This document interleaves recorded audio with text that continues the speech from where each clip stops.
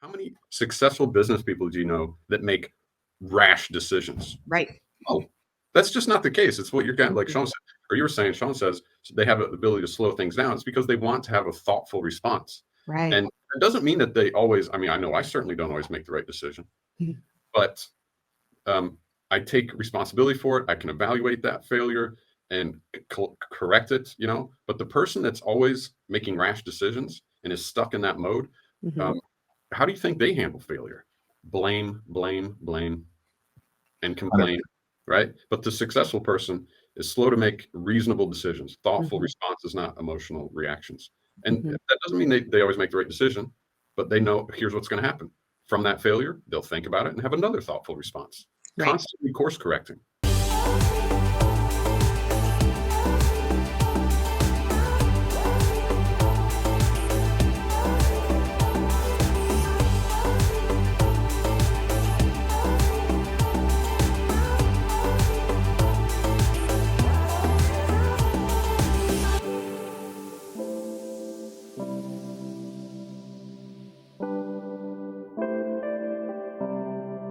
Hey, what's up, everybody? Welcome to a brand new episode of the None of Your Business podcast.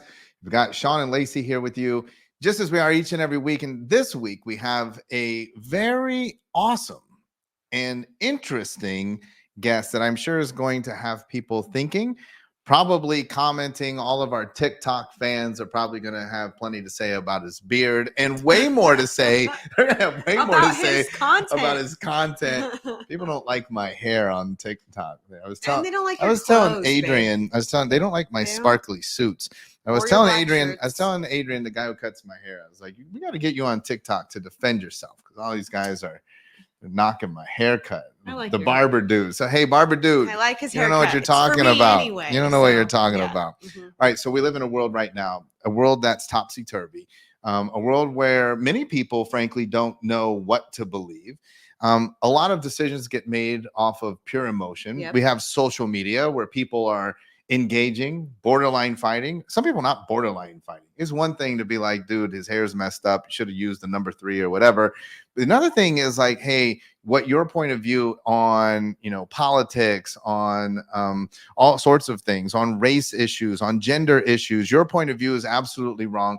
It gets super heated and nobody even makes good discussion points. It's just all emotional gibberish where people are yelling at each other. My way is right. Your way is wrong. I was going to say emotions are kind of the driving force that has, split families apart, ruined relationships, made it difficult to connect with other individuals, and frankly have isolated people from the people that have been closest to them. And we're seeing this over and over. So this week's guest, he decided to step up and help us to restore reason. And we're going to be talking about what does that even mean, restore reason? Because look, the emotional people think they're reasonable. It's the other person. That person's being unreasonable. I am reasonable. You are not. Let's bring him on. Our guest this week is Dr. Travis Corcoran, author, Amazon best-selling author, international speaker, and entrepreneur. And he has written a book called Restoring Reason, Using the Ancient Liberal Arts to Defend Against Modern Manipulation. Super intrigued to find out about this modern manipulation. Not just amazing entrepreneur and intellectual, but friend, colleague, and inspiration for the two of us. Travis, welcome to the None of Your Business podcast. Hey, thanks for having me on, guys.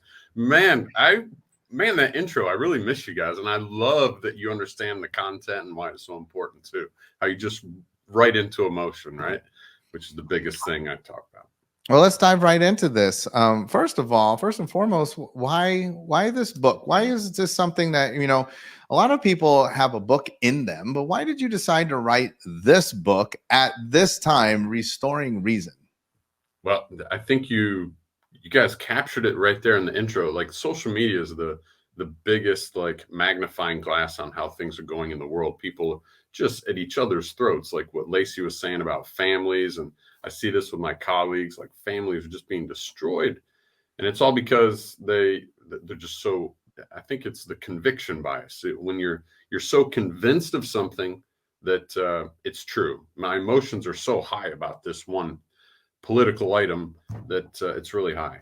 And right now, you see that in the world right now, we just switch from one thing to the next, to the next, to the next. And people just forgot what they were so passionate about maybe a week or 2 months ago. And now they're passionate about something else. And that's exactly how emotions should work. And I'm not saying we don't need them, but we should certainly be aware of how they work and why they do what they do. They have a certain function and they shift just like the tides. You know, how you feel right now may not be how you feel in 5 minutes or 5 days. But reason and logic, that's stable, sustainable, and that's something that should be reintroduced into our discussions. So that's why I wrote the book. I want to restore reason to politics, relationships, business, and just discussion. Even if we could just restore reason to social media, like Shawn was saying, that we might actually learn something from it. Well, one of the things in your title is you say using the ancient liberal arts. And for everybody listening out there, can you dive a little bit deeper into what exactly ancient liberal arts are and how that applies to restoring reason? Well, first of all, most people, Travis, think that liberal arts is what you sure. study. You study that in school when you're really not studying anything. Yeah, you're like, what is this? What does that mean? I got an A in liberal arts. How do you use that to restore reason? I hung out. Yeah, Shawn, man, that's such a good point, because people think liberal, and like I used to too. I went to a liberal arts college, you know, and like what liberal arts has come to mean, that's another problem. We don't define our terms. So liberal arts, according to its etymology, is from liber and alis, like of or pertaining to, liber or liberty or freedom. So it's the arts pertaining to or of freedom. But now, it's taking a few humanity courses, some foreign languages, and you're a liberal arts graduate.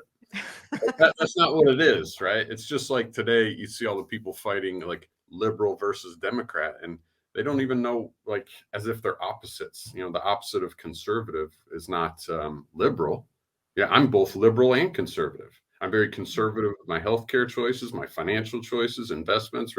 I'm conservative about those things. The opposite would be extreme or radical. I'm not radical in my decisions, right? But I'm also very much for freedom, which is what liberal means. However, just as those two words have lost their meaning, so is it with liberal arts. So it's what Shawn exactly said, Matt. It's not what we think liberal arts are, but the ancient liberal arts are what they originally were. These arts pertaining to freedom. And there were 7 of them, but I just focus on the first 3, which has been called separately the trivium, because it focuses on the quality of mind. The other 4 talk about the quantity of the environment around us. But those first 3 are traditionally knowledge, understanding, and wisdom. Wisdom is just the expression of what you know and what you understand. And most people, I think, know that knowledge and understanding not the same thing. Like knowledge it's either correct or incorrect. Understanding is whether you can argue that to be true or false. And then, wisdom is just the expression of that. We've later come to know those in academia, like when formal schools started to form, then they changed those to grammar, logic, and rhetoric. You know, politicians very well known for their rhetoric. And a more contemporary way is just say input, processing, and output. That's what the first 3 liberal arts, or the ancient liberal arts. They're still around today. We don't cultivate them or nurture them. They still exist, but it appears that we're drowning in knowledge. I hear the age of information. Of course, I'm praying for the age of reason to come along, or the age of understanding. But we live truly in an age of information. The problem there is the information, knowledge, data, evidence, it can be correct or incorrect. So like knowledge alone in the absence of reason is not power. I get so tired of that trope, like knowledge is power. Not true. Not really. I mean, we're drowning in knowledge. My phone, I can pull up anything on Google right now, right? It's understanding is power. When you understand something, to me, that's power. How do we differentiate then when we say knowledge, data, facts, truth? Isn't there a lot of people that have knowledge? Like, how do we end up where we have 2 opposing truths based off of one thing? I mean, we could have, for example, a piece of research Right now we have all of this follow the science. So how can one person be following the science and come to the conclusion that we should lift all of our mandates, and another person is following the science and come to a completely different conclusion? Is it a fundamental issue in knowledge, or is it in the understanding portion?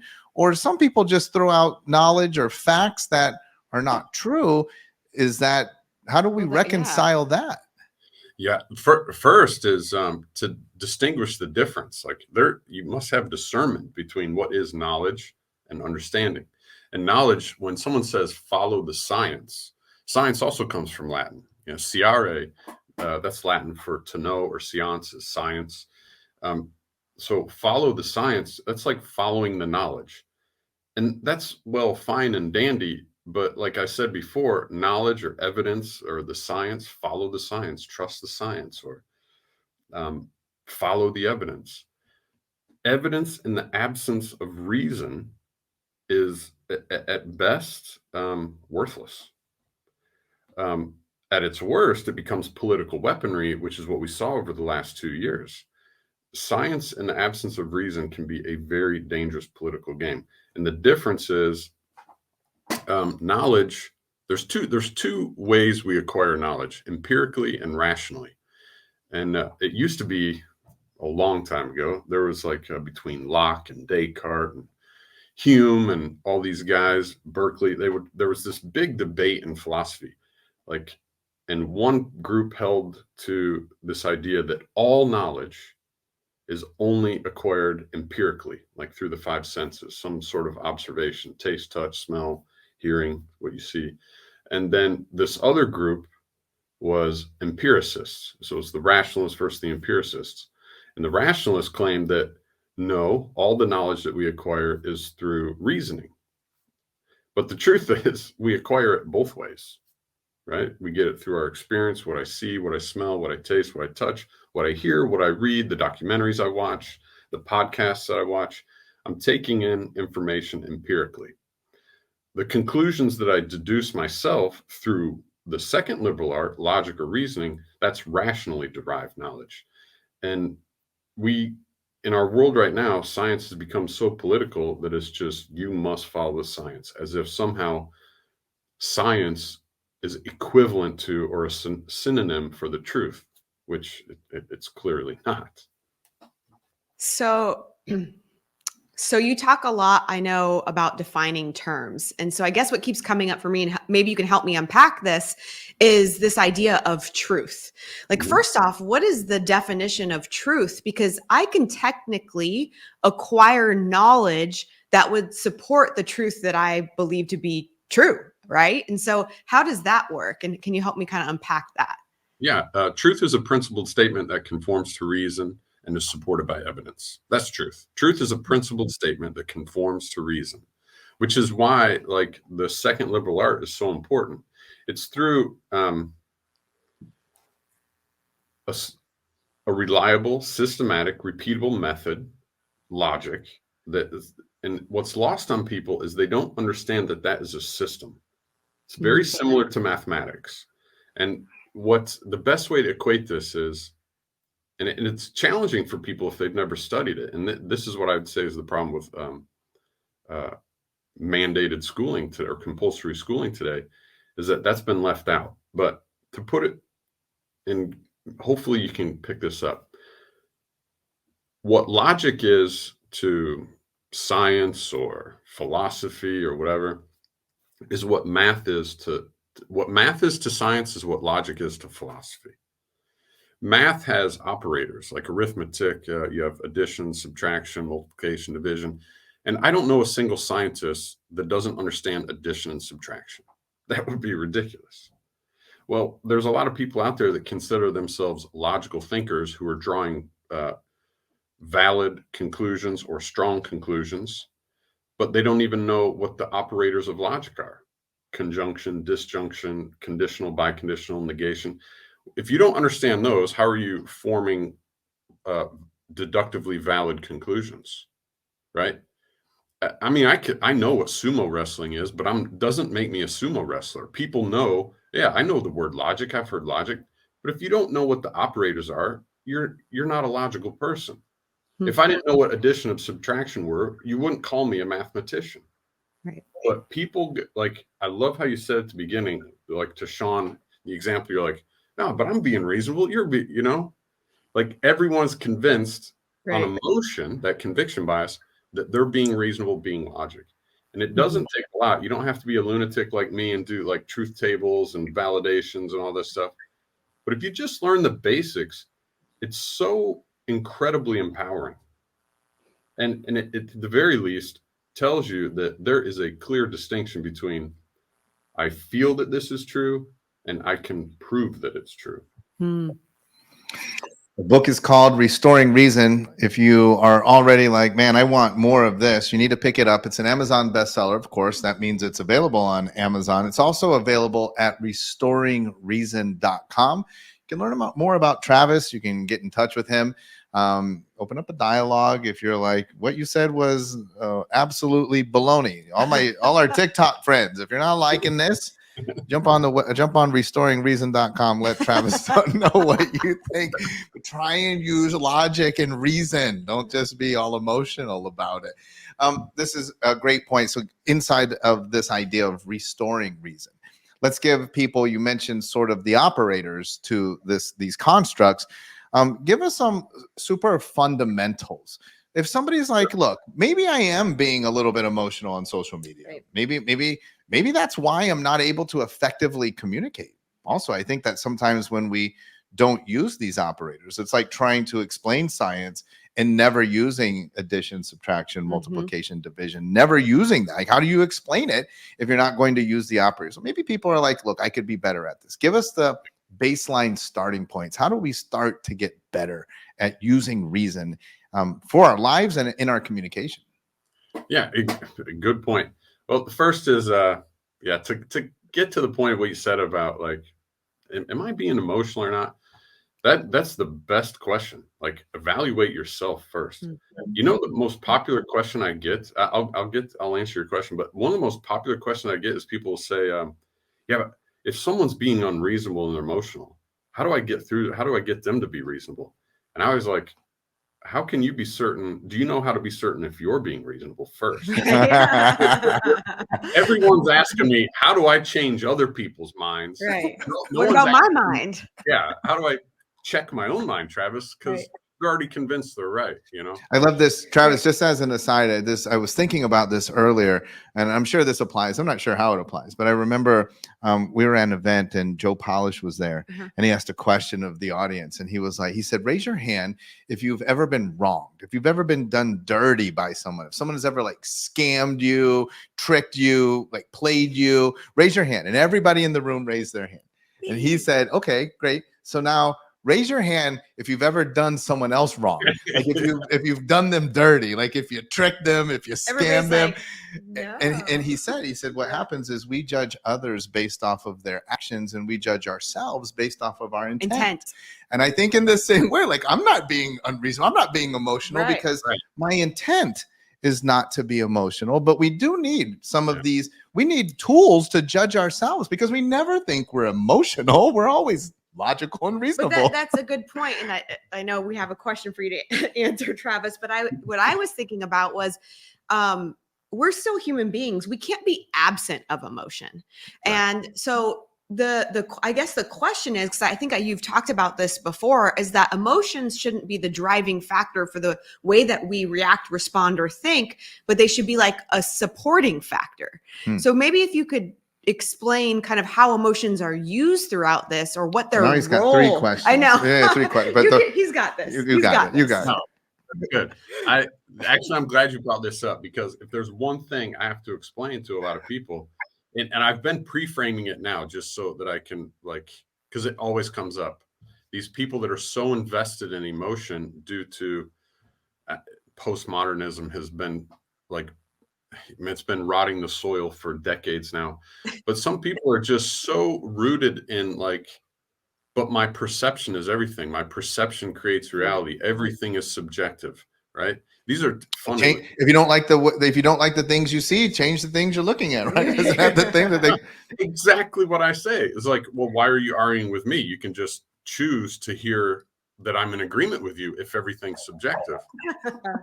Right? And so even the fact that you're using words to explain to me everything is subjective is a contradiction in itself, because you're assuming that I agree that those words mean what you say they mean.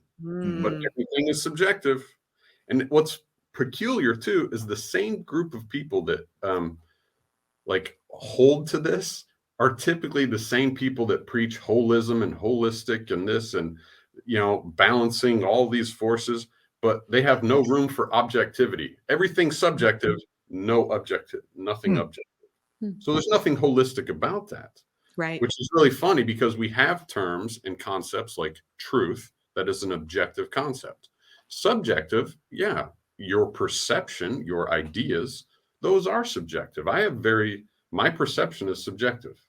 You know, we could talk about the truth or the truth of something, and you may have a different perception than me.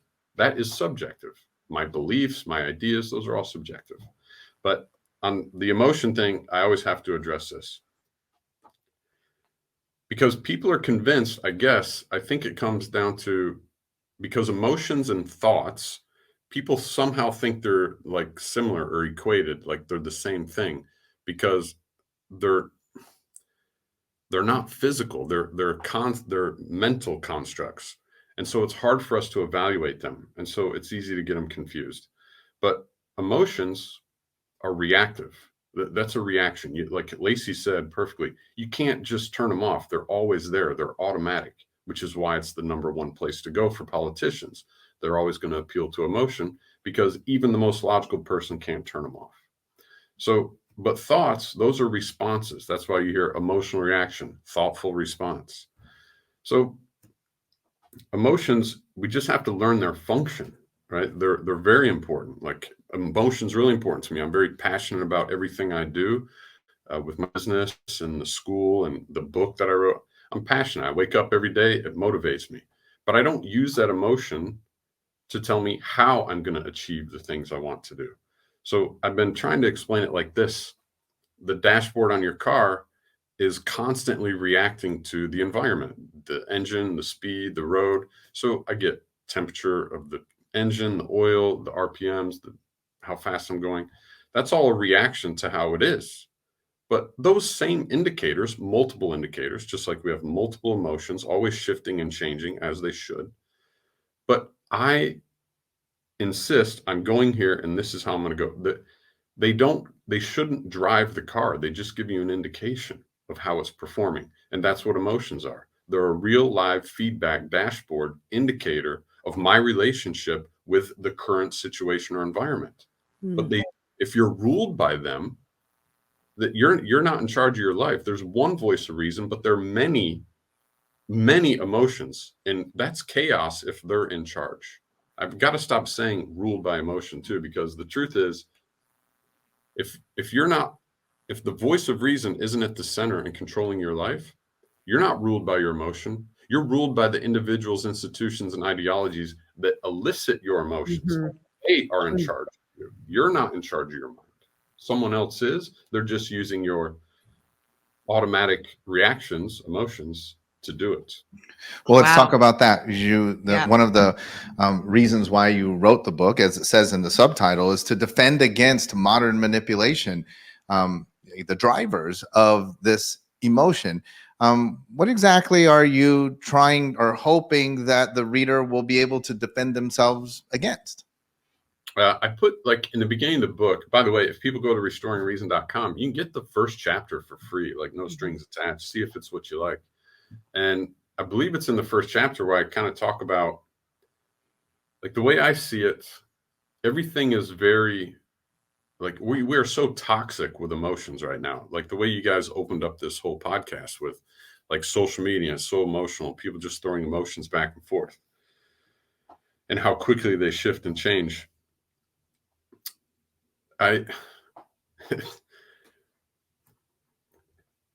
It's almost as if logic and reason, or our intellect, has been murdered. And so we're left on this, like, sympathetic stress response or survival mode, where we are just reacting to the next crisis, the next panic, the next whatever we're told to be scared of. we are completely in this emotional reactive state. It's, I mean, it's just so engendered by every institution. So I got looking at it like a detective. If intellect is the victim, it's been murdered. Who are the suspects? To answer your question, who are we who do we need to defend ourselves from? And I identify who I think the 5 main institutions are: academia, big government, big tech, just to name a few, and that they're all accomplices. And just like a detective, you look at it like, do they have means, motive, and opportunity? And so that's what I talk about, those 5 institutions. And I also think it's important too. This is also why I started, like, if I could say this, like, started coaching with you guys. I like to be around like people that I want to be like. Right. And you hear this all the time, like the 5 people you're around, and your income is the average of the 5 people you hang out with. You can, right. But what we don't consider is all the people that we hang out with, they are the product of those 5 institutions that occupy 100% of their real estate in their mind. So I only want to be around other people, or my 5, that to some degree have restored reason, like you guys. You're restoring reason to business. You're restoring reason to this profession, like you have for a long time. Those are the kind of people I want to be around. The people that eyes are open wide enough. They know they need to be smarter than these institutions. You can't escape them. You just have to outwit them. And that's what I'm hoping to do with this book. Well, just real quick, I would love to think that our average viewer, average listener is a highly functioning entrepreneur, highly successful. So the tendency, Travis, when you say that, like, look, there's, logic has been murdered, is to shake your head and say, yeah, in all of everybody else. But me. Is there a check to realize how deep maybe an individual may have gone down this rabbit hole unknowingly? Is there a way that we might know just how much that we have been infected by these 5 influences? This is probably not the answer that anyone's looking for, but it's one that you guys have heard many times. I'll just bring it up. Conflict clarifies. We need discourse. You need conflict.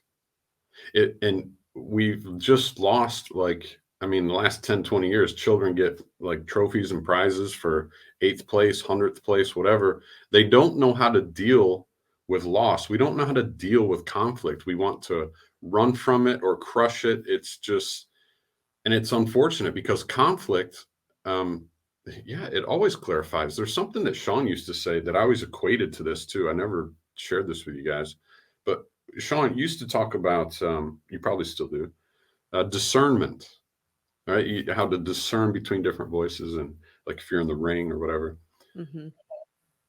But discernment that's the really only way to learn. We go to school now and you get fed one narrative or one way, one thing. That's not really an education. That's memorization. We all know this.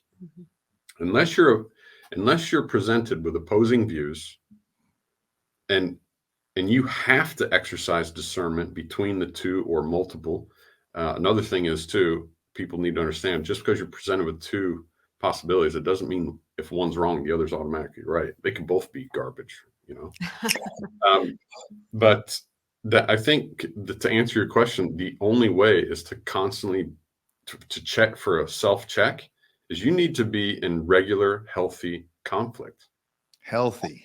Yeah, healthy conflict. Well, this is interesting because all I can keep I'm thinking about a couple of things actually. But the idea of reacting versus responding, and always asking myself, am I reactionary or am I responding to something? And you always say that very successful people, they have the ability to slow down time, which is a very interesting concept, because if you're reactionary, a reaction is quick. Right? It's emotional. It's quick. Successful people, they slow down time because they take time to respond. Right? And I think that that's a really interesting thing because it ties into even the idea of discernment.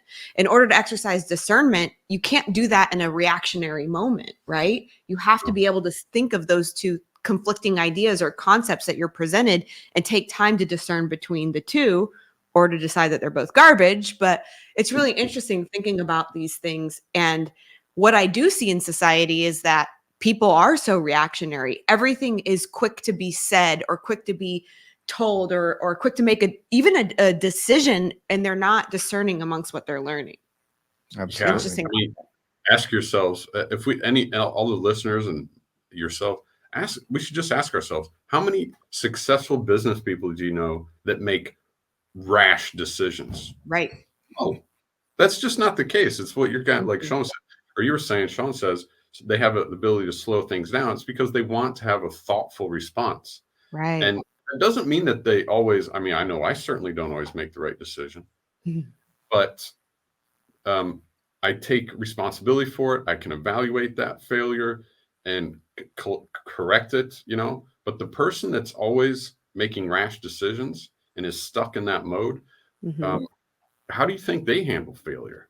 Blame, blame, blame, and complain, right? But the successful person is slow to make reasonable decisions, thoughtful responses, not emotional reactions. And that doesn't mean they always make the right decision, but they know here's what's going to happen. From that failure, they'll think about it and have another thoughtful response, constantly course correcting. I know we're coming up to the end of the podcast, so I want to come back to that question. So I want to leave our viewers and listeners with some tips, because I hope that, number one, that our listenership considers themselves to be reasonable, logical, the seekers of truth, non-emotional decision makers. I hope that.